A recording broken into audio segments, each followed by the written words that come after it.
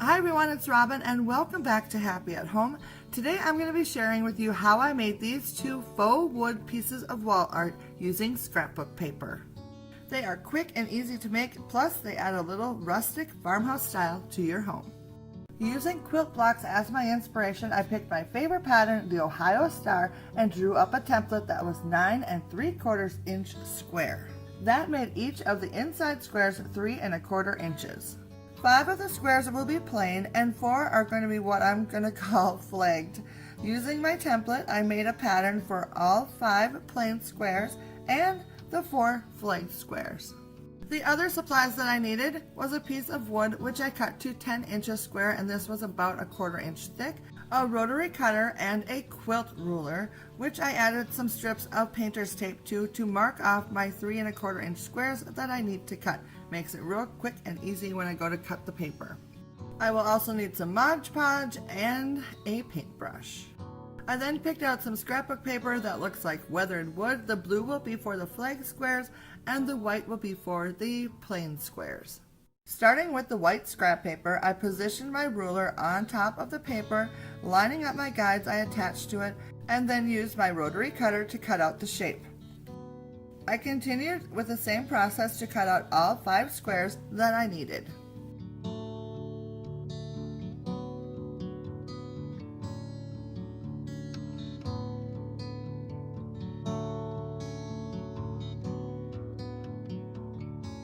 I then moved on to the blue paper and cut out 4 squares in the same way.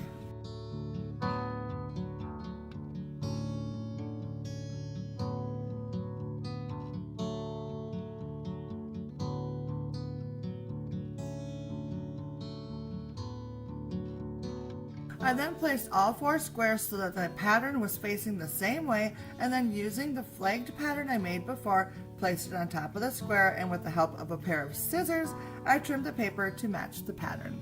Once that was done, I laid out all the 6 squares to make sure that they all fit together nicely.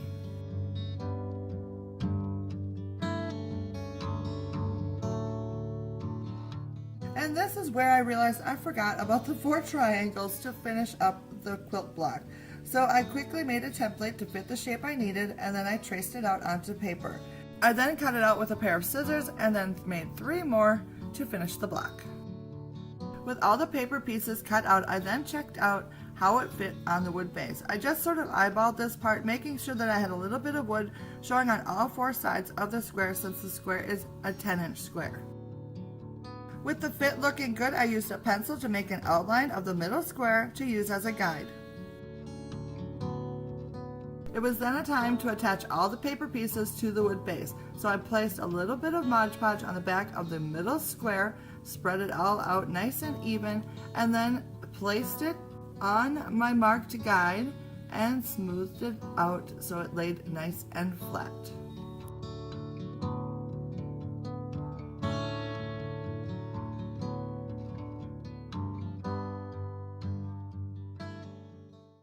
From there, piece by piece, I worked on attaching the top row, adding Mod Podge to one piece at a time, smoothing it out onto the base, and then applying the next piece.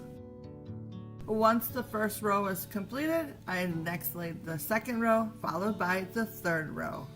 One thing that I learned very quickly with this project is that you need to embrace the imperfections. Not all the pieces are going to line up perfectly. Sometimes you will need to overlap a piece slightly, and other times one end piece will be slightly larger than the one that is sitting next to.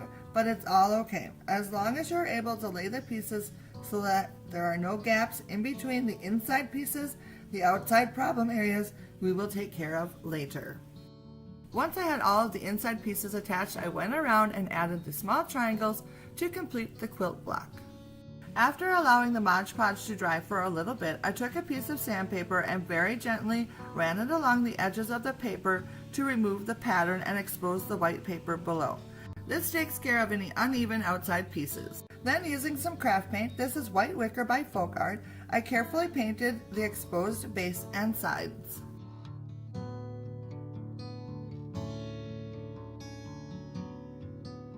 Once the paint had dried, I took this cream wax in deep brown by Americana Decor, and with a small scrap of clean cloth, rubbed it along the sides and the painted edges of the square to distress it a little. The cream wax does a good job of diffusing the starkness of the white paint that I applied. It also helps blend better with the colors of the scrapbook paper.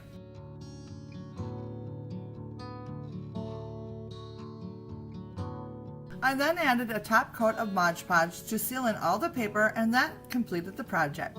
I absolutely love how it turned out, and even my kids are like, "How did you make that? That is so cool." So I don't know about you, but any mother would be like, "That's a great endorsement."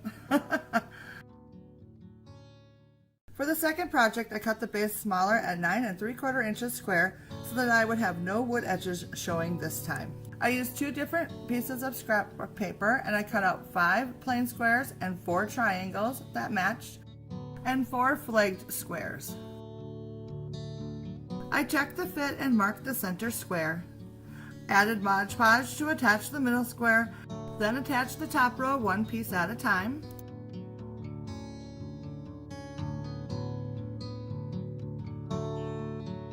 Followed by the middle row,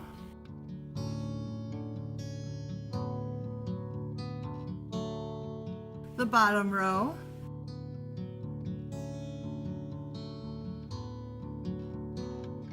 and finally I attached the triangles. Next, just like before, I sanded the edges to even things out and to remove any overlapping paper. I once again used the cream wax in the deep brown color and applied it to the edges to finish them and to make them blend better with the scrapbook paper. The final step, just like before, was to give the whole thing a coat of Mod Podge. And that was it, project complete. I think this one turned out just as nicely. I actually like the way that this one doesn't have the wood edging along the outside, just a little bit where I sanded off the paper, and I like that look a little bit better than the original one. I really like how both projects turned out. It was quick and easy and adds a nice rustic touch. I hope you enjoyed today's project, and I would love to know what you think of it down in the comments. If you're interested in any of the products I used in today's videos, I have provided a convenient list in the description box so you can go check that out. Thanks for watching, and we'll see you soon.